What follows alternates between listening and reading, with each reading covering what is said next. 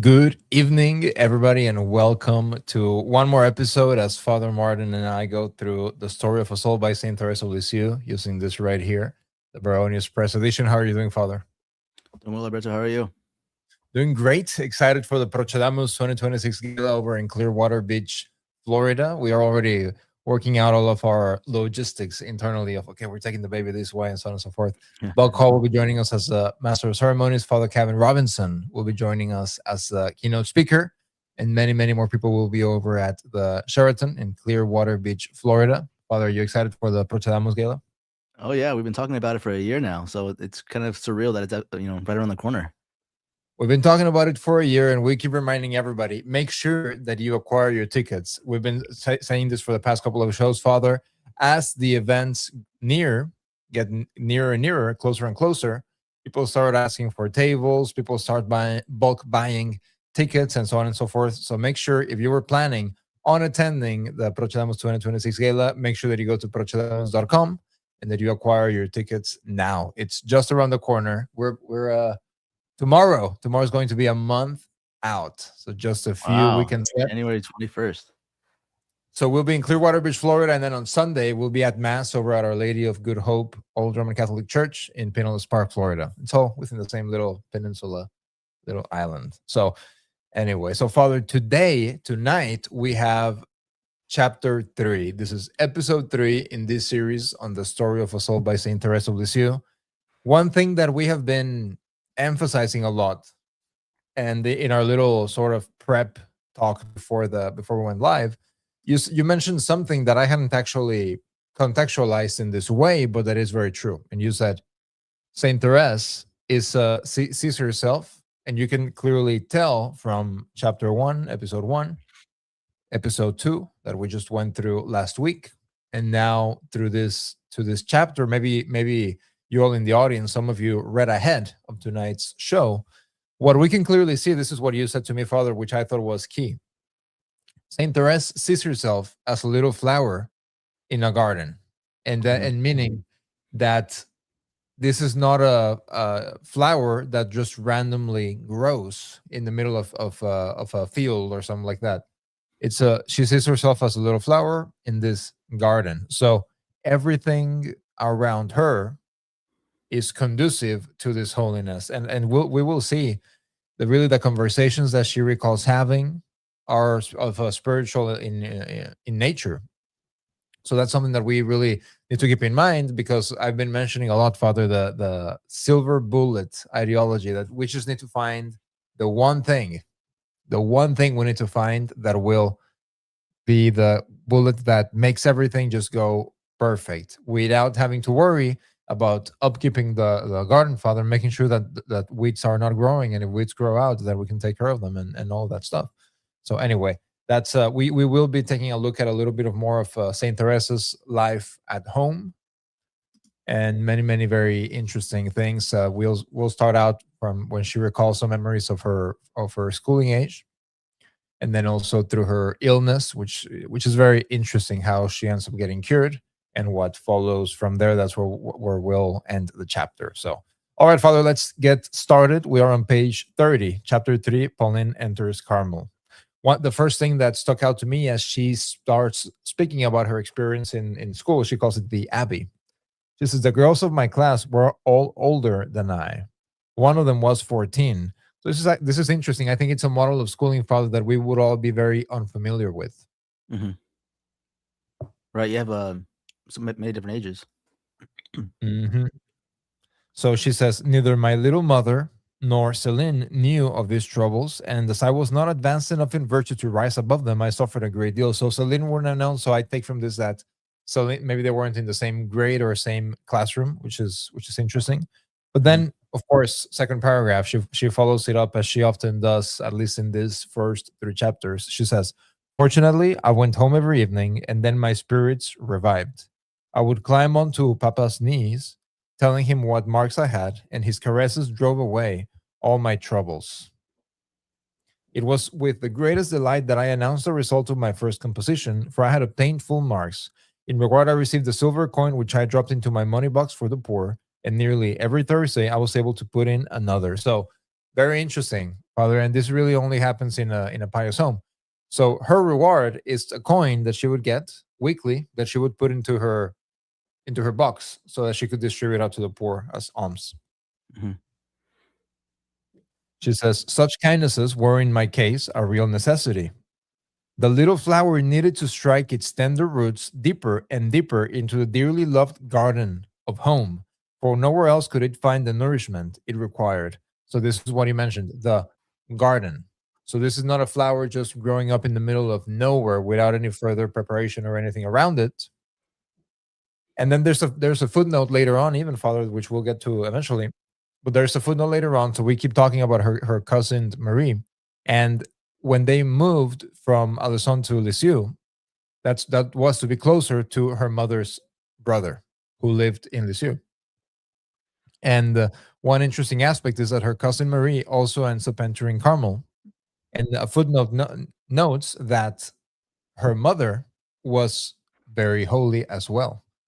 So he's considering, so Louis' father is considering all of these things when it comes to what environment it is that he wants his daughters to be around. And we talked about last episode.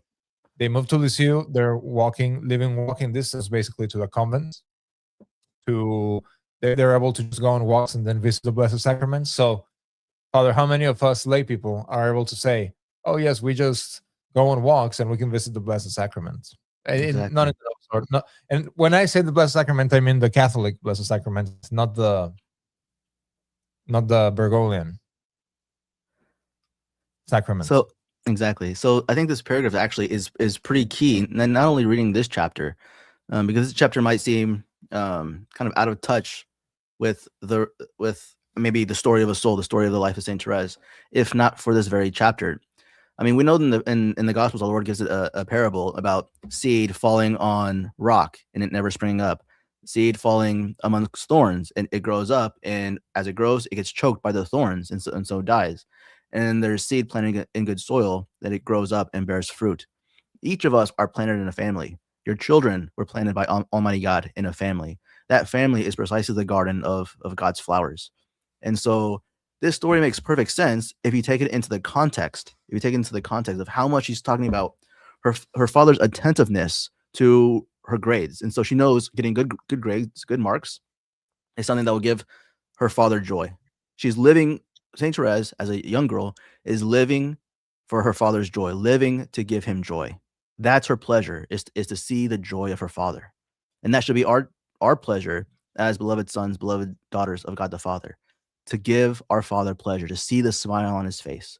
That should give us the greatest joy. And smile on the face, we'll mention that towards the end of the chapter, because again, that ends up being her greatest joy, is the smile on the face of someone she loves. And so that is what she's living for when she goes down to sit on her dad's knees. When she sees his joy, she's happy. But then in an earlier chapter, I don't know if it was chapter 1 or 2, I forget. We only do these once a week. You forget. But she talked about how she was going on walks with her dad. It was probably chapter 2, whenever they moved to Lisieux. She would go on walks with her dad, and they would see a poor beggar, and her dad would give her a coin to then go and give alms. So her dad already, in doing this, is teaching her what would give him pleasure. So if he's giving her money to go give alms, obviously she's registering that this is something my father does. This is something my father does. This is something my father wants to do. He's just doing it through me. And so she goes and gives this alms to this poor man who seems to not really accept it. But then again, she remembers that this poor man turns around to her and smiles. She remembers these smiles. She remembers the smiles that she puts on people's faces. And so this is really interesting. This is all that it seems that Saint Therese is living for, is to giving people these small little nuggets of joy. And so it is pretty neat that she explicitly says, a little flower needed to strike its tender roots deeper and deeper into the dearly loved garden of home. The dearly loved garden of home. For nowhere else could it find the nourishment it required. This is where these types of souls find its nourishment. So she's basically admitting that I would have choked and died. I mean, she mentioned this with her mother telling her that she had to wear a long sleeve dress. If she didn't have this good environment growing up in, she would never have become who she is. We have nearly 60 people logged in across platforms. We are streaming live on X, streaming live on YouTube. We will very likely we'll be taking some questions at the end of the episode if we have time, running against our 1 hour mark. Mark Becker, good evening. John the Tanner, Nova Blocks Games. Thank you so much for being in the chat. Any questions that you have, you can drop them in the chat. And if we have time at the end, only if we have time, we will be able to get to them regarding the story of a soul. I do want to remind everybody about our Friday night live streams where you all set the topics. Friday nights, we will be back. All right. So, Father, this even secular psychologists, so to speak, they speak about the importance of the home and about the importance of children feeling happy, feeling safe in the home. And it seems to me that we can, a lot of the times, because of everything that's going on in the culture, we can seem to think, okay, as long as children have a mother and a father that live together and at home, that is all that is needed for children to feel safe at home. But we see a lot of families, Father, where actually the home is the last place that the children want to be, even from a young age. But anyway, so page 31. St. Therese writes, after Celine, whom I found almost indispensable, I sought the company of my little cousin Marie because she left me free to choose the games I liked best. So Marie would have been, I believe, about 3 years older than Therese.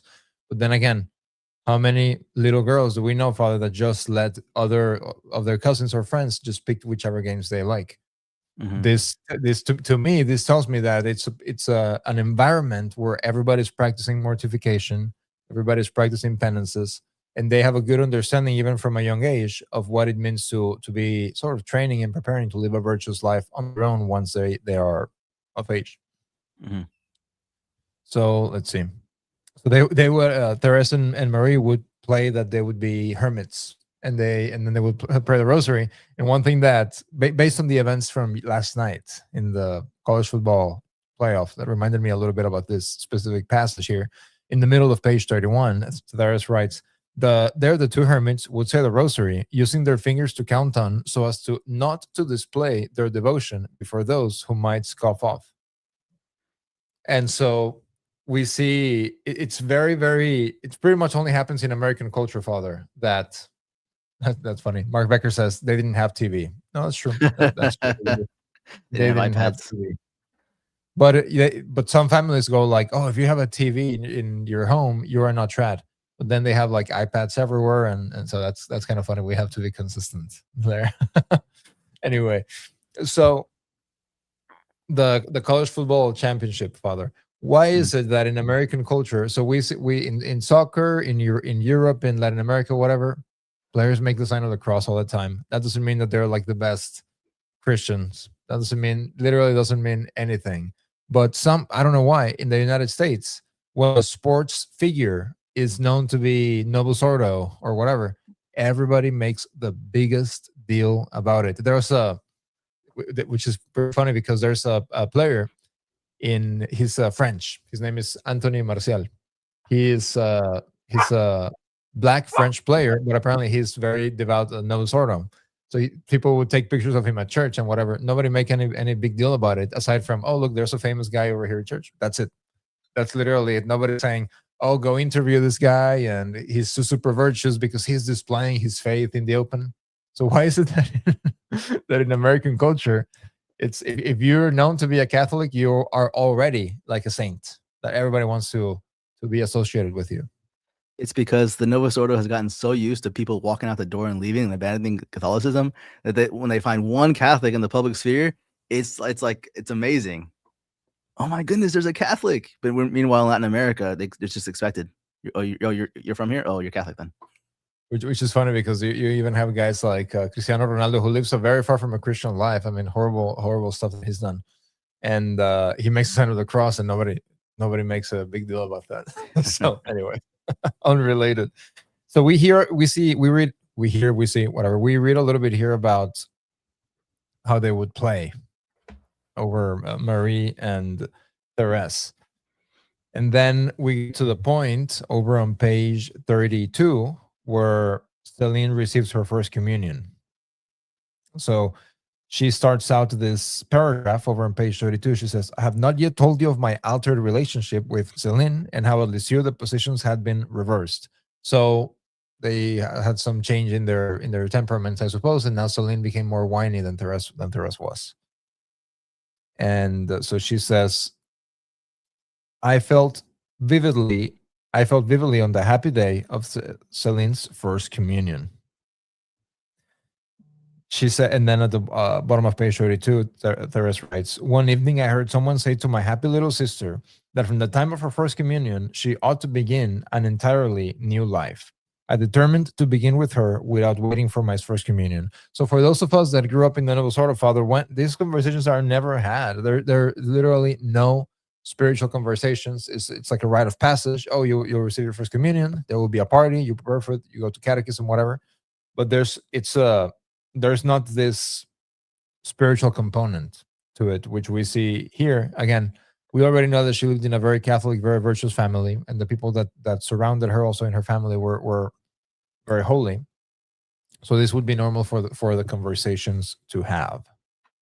It's also kind of important to note that this would have so Pope St. Pius X is the one who reordered the sacraments. So it used to be baptism, confirmation, first communion. But then he was pushing more and more people to receive communion more often. And so he changed the age of first communion to the age of reason, which is the age of 7 years old. So this first communion would have happened much later in their life and not necessarily at the age of reason, which we receive it today. So Mark Becker says, imagine living in a Catholic culture like that. Amazing.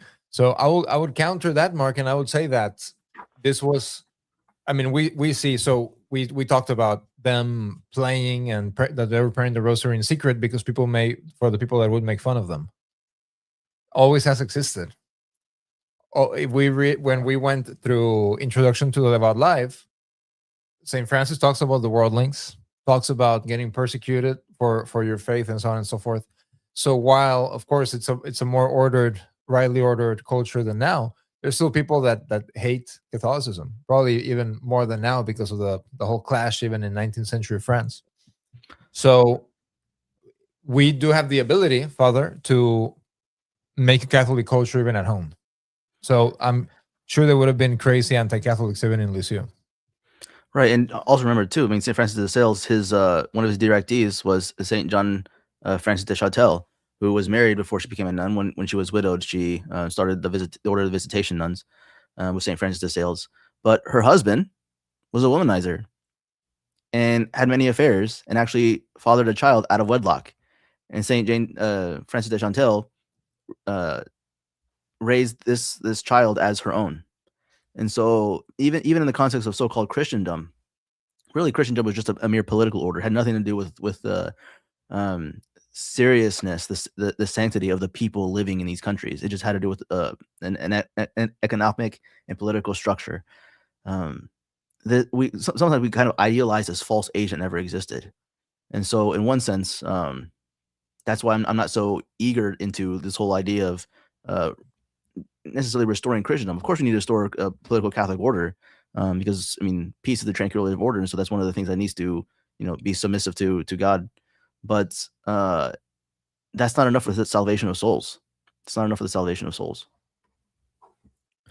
Then over on page 33, we get to where Pauline, who Therese saw as a motherly figure after the death of Sally Martin, her own mother.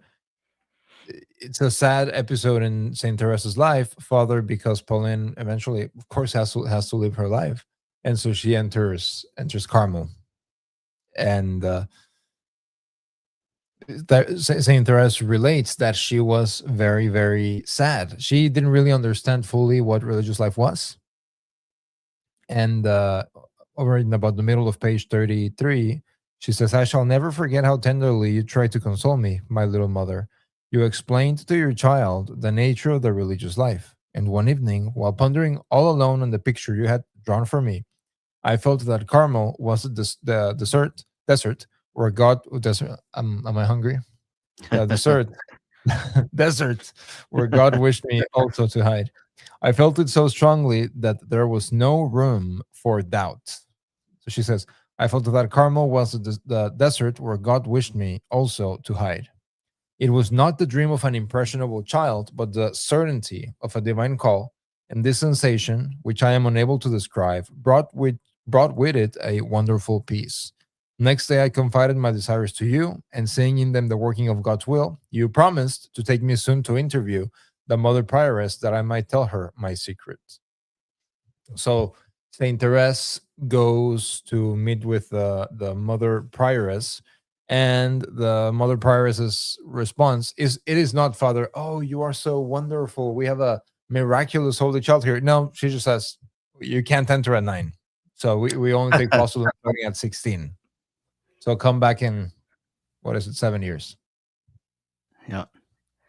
But what I find interesting about this is after explaining to me the nature of religious life, in one sense, the explanation can only have such an effect if there is already a desire for what that was. Oftentimes we want something and don't really know how to describe it, how to explain it until someone else kind of presents it to us, and you're like, "Oh yeah, that's what I've always wanted. That's what I've always wanted." It seemed that was really the case here for Saint Therese. Is I mean, her whole spirituality was basically self-abandonment to divine providence, self-abandonment to God's will, just a renunciation and acceptance of whatever God puts before her. And I think we see this in the next few pages because Saint Therese is about to get really ill. But we see the spirituality really playing out. And down here, she says, next day I confided my desires to you, and seeing in them the working of God's will. Like, here's already, okay, a 9-year-old knowing that this is ultimately the most important thing to pursue is God's will. And we see God's will in our daily activities, our daily obligations, our state in life, instructions, orders that come from our parents, all these things. And so, as we were saying in the series of the Introduction to Devout Life of St. Francis de Sales, and also of Self-Abandonment to Divine Providence, holiness is precisely within everybody's reach. It's within your state in life. You don't have to do something drastic, heroic in a sense necessarily to become a saint. There's the universal call to holiness. We're all called to be saints, precisely in the station of life that we choose. And so if we're all called to be saints, then it has to be just as reachable in the married life as it is in a monastery, in a convent.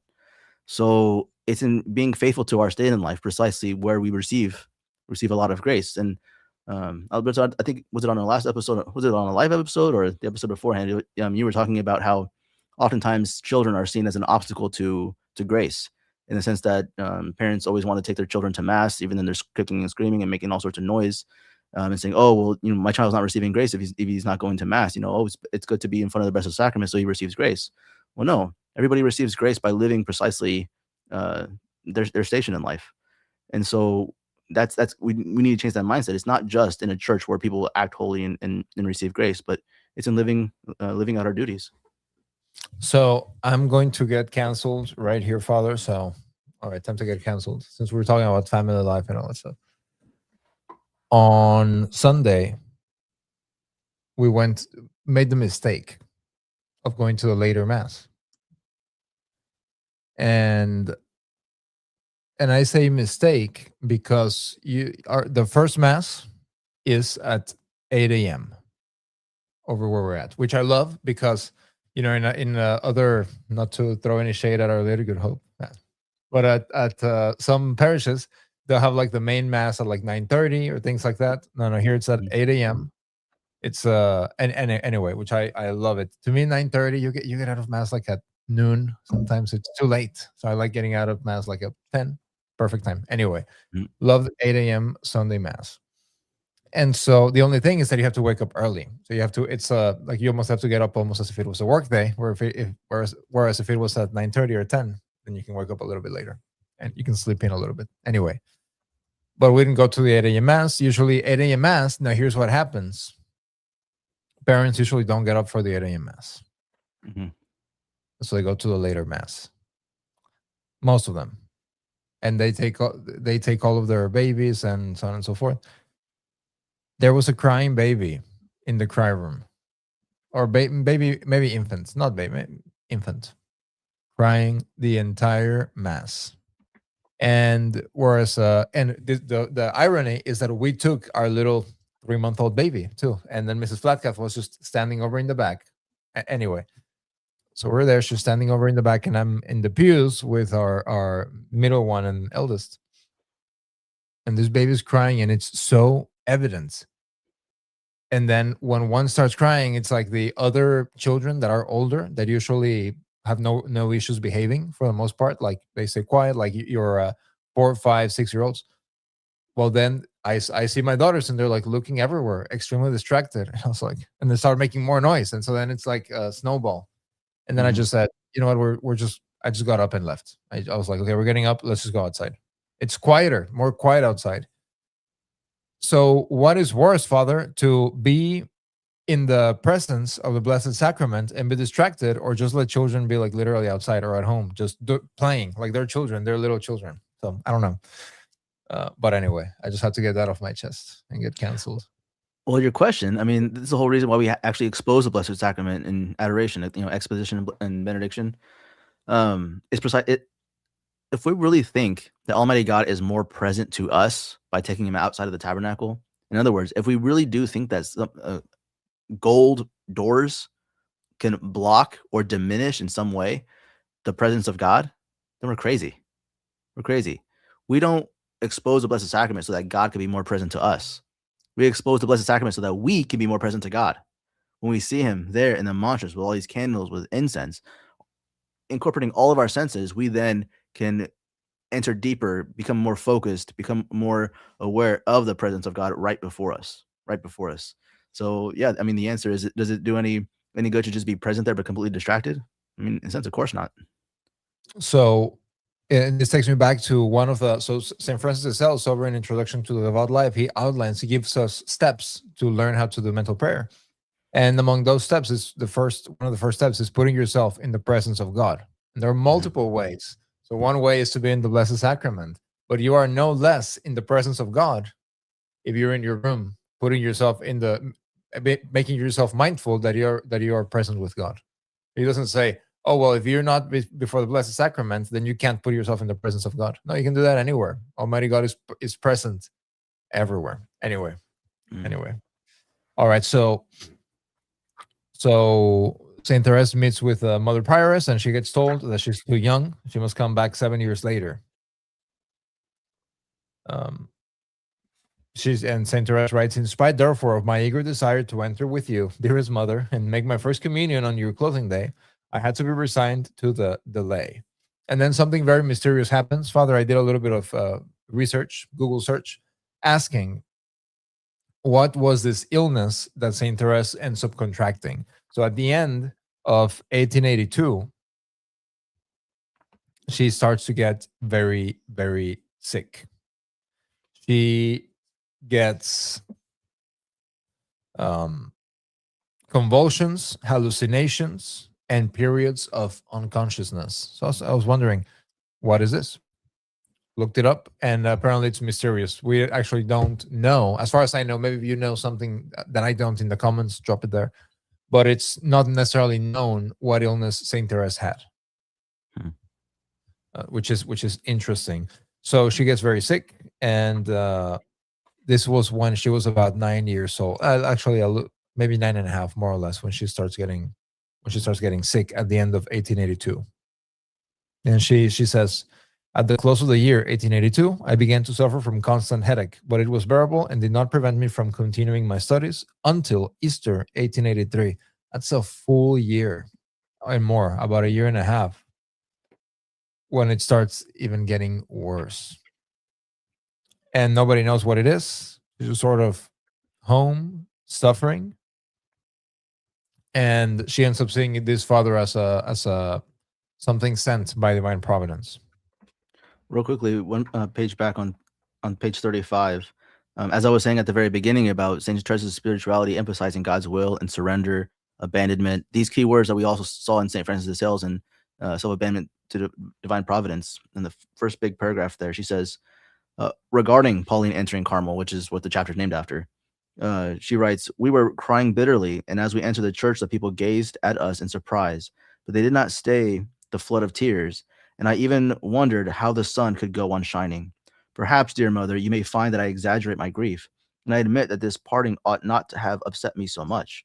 but my soul was still far from matured. I had yet to weather many a storm before reaching the haven of peace, and before tasting the delicious fruit of perfect love and absolute self-surrender to God's will. So this is ultimately what she realizes, writing back and looking back in her memory, in her memories, that was the goal that she didn't necessarily recognize or realize and had not yet obtained, was perfect love and absolute surrender to God's will.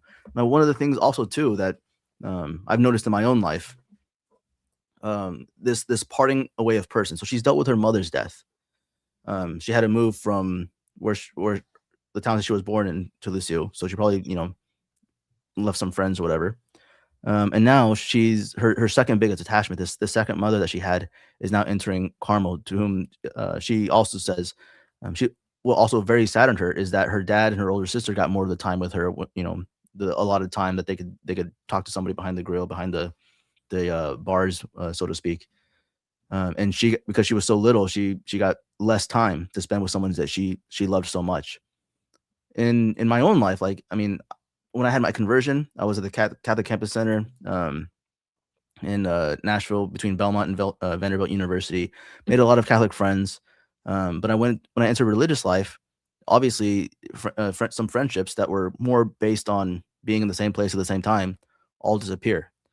I don't know if that was the same situation for a lot of people. A lot of you guys that when you went from high school to college, a lot of high school friends just kind of dropped off the face of the planet. But throughout our lives, there's so many things that we attach ourselves to so much because they're so important. I mean, human relationships, right? They're very important in all of our lives. But we want to feel that these things provide some sort of stability, that they're in a sense going to be permanent throughout the entirety of our life. Now, obviously, marriage can seem like permanent, but of course, there's really, if you want to get married for a temporal reason, every temporal reason can be taken away from you by a hurricane or tornado, car accident, whatever. If you're married for these temporal reasons, like there's not even those things are gonna may endure the entirety of your life. So what she was looking for already, she was realizing was not of this world. She wanted this perpetual mother, her Pauline, because of course she lost her earlier mother. And so she was saddened when that foundation, that security in a sense, was taken away from her. But then, of course, she had this spiritual life forming within her, this interior life forming within her, to then actually to attach that desire for this eternal support, this eternal security in the eternal, instead of looking for some other temporal object to place the security in. She's now going to start looking towards eternity. And so that's something that we all have to do, in our lives, when even the worst of the worst happens, your spouse dies, one of your children die, all these sorts of things, to place our security in the eternal and not in the temporal.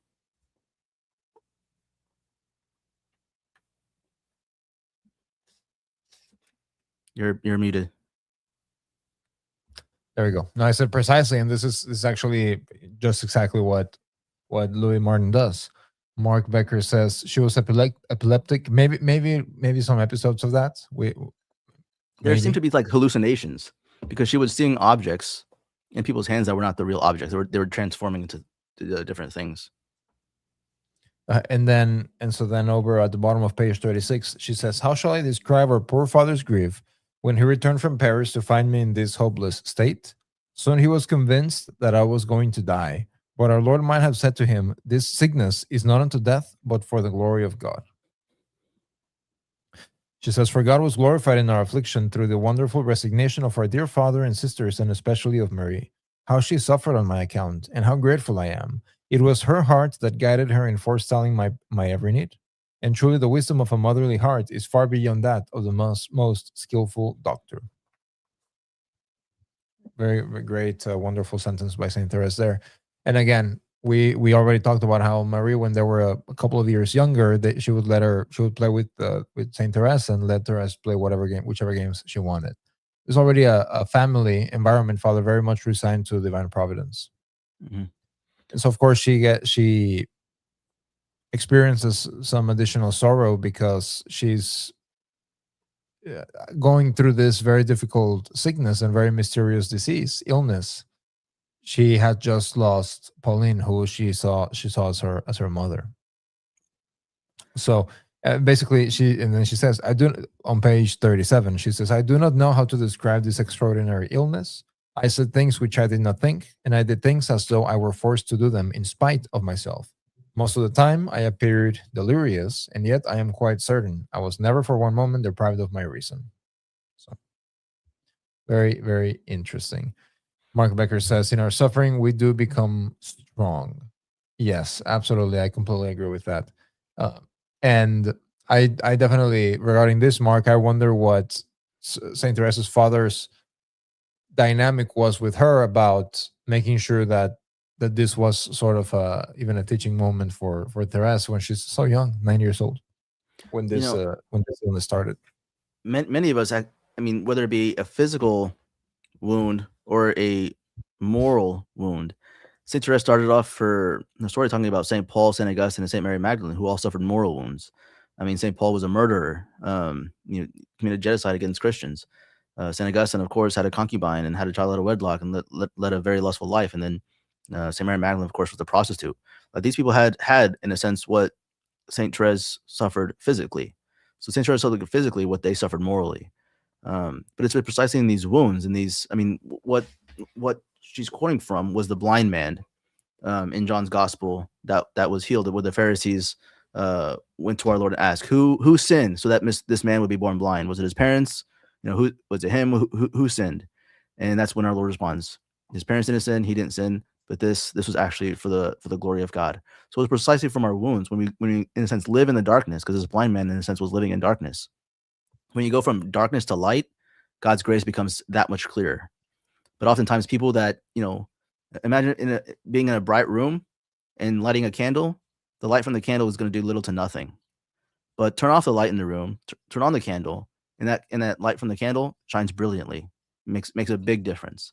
And so this is precisely why in many people's life, especially through the 3 ages of the interior life, why there has to be certain sufferings, whether it be through the dark night of the body and the dark night of the soul. There has to be darkness. There has to be darkness that we pass through. And it's precisely the darkness, which actually is rather not the blindness that comes from not being able to see, but blindness in a sense that comes from too much light. So St. Therese says over on page 38, Marie rarely left my side, and notwithstanding all the trouble I gave, she never once betrayed the least sign of weariness.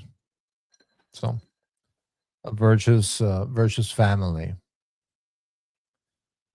Oh, do you have anything on page 39, Father? I'm going all the way to page 40. Well, on 38, I mean, she just reiterizes, but if God allowed the devil to approach in this open way, he also sent his angels of earth to console and to strengthen me, which is true. I mean, in where sin abides, where sin abounds, grace abounds all the more. Simple teaching from our Lord, that when you're tempted, you have that quantity of strength. You might be experiencing the temptation stronger than you're experiencing of the force, the impetus of grace, but nevertheless, the degree in which you're experiencing a temptation is the degree in which you're receiving God's grace. I mean, this is another thing I wanted to point out too on 39. Her dad was kind of getting desperate in a sense, and so he decided to send a check with Marie to Paris to pray for a novena of masses. I think very rarely do people try to find masses to be said for their loved ones. Obviously, they text people that they know that are holy that pray and say, "Hey, please pray. You're a prayer warrior," all that kind of stuff. But the efficacy of mass, to have masses offered, is I think a devotion that needs to arise again, more and more amongst the laity, to have masses said for their loved ones in all these circumstances. Okay. Over 40. On page 40, Therese says, utterly exhausted and finding no help on earth, I too sought my heavenly mother's aid and entreated her with all my heart to have pity on me. Suddenly the statue became animated and radiantly beautiful, with a divine beauty that no words of mine can ever convey. The look upon Our Lady's face was unspeakably kind and sweet and compassionate, but what penetrated to the very depths of my soul was her gracious smile. again, her smile. You talked earlier in this episode, Father, about Saint Teresa's recollection of smiles. Instantly, all my pain vanished, my eyes filled, and big tears fell silently. Big tears fell silently, tears of purest heavenly joy. Our Blessed Lady has come to me. She has smiled on me. How happy I feel, but I shall tell no one, for if I do, my happiness will leave me. So Our Lady, so Saint Therese, I suppose, in a desperate plea, she calls to Our Lady, and Our Lady helps her. Um, and this is very, very true, Father. Many of us have been in maybe not in an extreme of a moment as Saint Therese as a child, but in an extreme moment where we feel like we have no possible way of getting any help on earth. We turn to our Blessed Mother, and she assists us. And so, Absolutely. anyway, so Marie's around. I'm over on page 41. Saint Therese writes, Marie, as I have said, was fully convinced that the Blessed Virgin, while restoring my bodily health, had granted me some hidden grace, and when we were alone together, I was unable to resist her tender and pressing inquiries. Astonished to find my secret, the secret meaning of Our Lady appearing to her, already known without my having said a word, I told her everything, and as I had foreseen, my happiness was changed, alas, into sorrow. For 4 years, the remembrance of the great favor caused me real pain, and it was only in the sanctuary of Our Lady of Victories at my mother's feet that once again peace was restored to me in all its fullness, as I will tell you later. So, Yeah. Marie was very shocked by this, and I'm sure that the family was as well, because it must have been a very evident miraculous cure from one moment to the other. Yeah, and Saint Therese, of course, meriting such a miraculous moment of ecstasy. 9-year-old girl just being faithful to her duties, loving her parents, loving her siblings. We think that to have these moments of ecstasy, one has to be a Saint Teresa of Avila, found convents, go through all these bitter passions in order to do some great work, found a great movement or some such thing. But it's not. It's just simply abandoning yourself to divine providence, abandoning yourself to God's will, and finding it always good and lovable, regardless of what it looks like.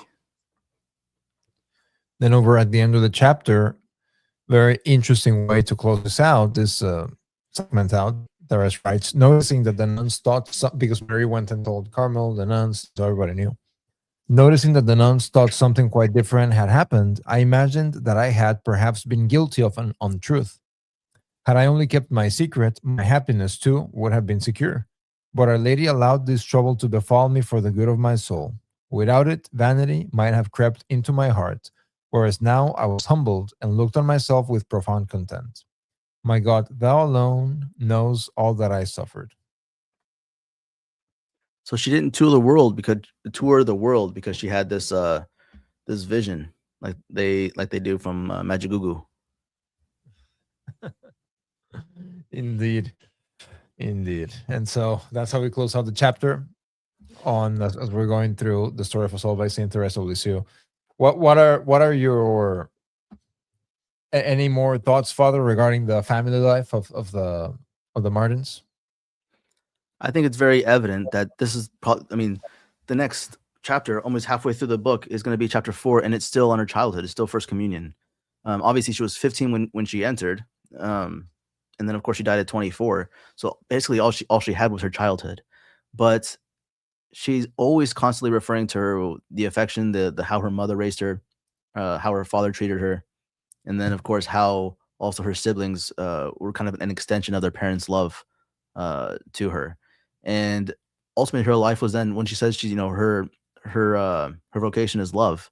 I mean, it's simply love. Love is simply, as it says in the first gospel, actually first letter of John, one of his epistles, that this is love, that God first loved us. Unless we receive love and are shaped by love, only then can we actually be free to love. So in a sense, we're by original sin, we're rendered incapable of actually giving ourselves until we first receive that which we are now able to give. And this is actually on our Substack. I have the personal prayer of reminiscence by St. Augustine. We go over through memories and to try to find healing for a lot of our wounds that we've received throughout life. And this is basically his 2 first steps: is remember the love that you received when you were a child, and then all the memories in which you gave that love to others, you extended that love to others, you paid it forward, so to speak. Because this is absolutely essential. And one, realizing that whatever sins you've committed or whatever else, that's not who you are. That doesn't define you. You have this inherent goodness in you through your baptism, through most especially through your baptism. But nevertheless, as a person, like, we're broken but not destroyed. So yeah, I mean, she's the story she's telling is right in line with the theology of the doctors of the church. That's a great way, Father, to close out this chapter. Next week, we will be picking it right back up on St. Teresa's First Communion. So we continue sort of on her childhood, and I've had this book for years, but I am, of course, I do prepare for the show, but I am also reading this for the first time. So definitely looking forward to this following chapter. I don't think we don't have any questions in the chat. Thank you all so much for joining us. We have about nearly 120 logged in through X. We're live on X. We're live on YouTube. Everybody, you do need to make sure that you acquire your tickets. Go to procedamus.com, the Procedamus Gala over in Clearwater Beach, Florida. Father, anything else before we log off? See you guys on Friday night for Friday Night Leisure, 8 p.m. Eastern. God bless. Why Procedamus? I remember the day after my ordination, the morning of my first Mass, vesting in the sacristy, putting on the amice, putting on the alb, the cincture, the maniple, the stole, the vestments. I remember the 10 years that I had been preparing for this moment. Aside from the emotions and the nerves, I was aware of what offering the holy sacrifice of the Mass means for myself and for all the faithful. But additionally, given the context of the current persecution of the traditional Catholic faith in the world and in the church, I grabbed my chalice, I grabbed my biretta, looked at the crucifix, bowed, and said, Procedamus in pacem, to which the altar servers replied, In nomine Christi, Amen. I put on my biretta, and we processed out to the altar to offer the holy sacrifice of the Mass, the traditional Latin Mass, the Mass of the ages. Ascending the steps of the altar, I felt only gratitude to our Lord for having allowed me to be an instrument in preserving that which is true, good, and beautiful for future generations, for the ages to come. As long as I'm physically able, this Mass will continue to be offered. This spirit of determination, this spirit of perseverance, is that to which I would love to invite all of you to share. The first annual Procedamus Gala is organized to support the mission of the Oblates of St. Augustine and the old Roman Catholic See of Caer-Glow to preserve the traditional Latin Mass and the traditional Catholic faith for future generations. Procedamus.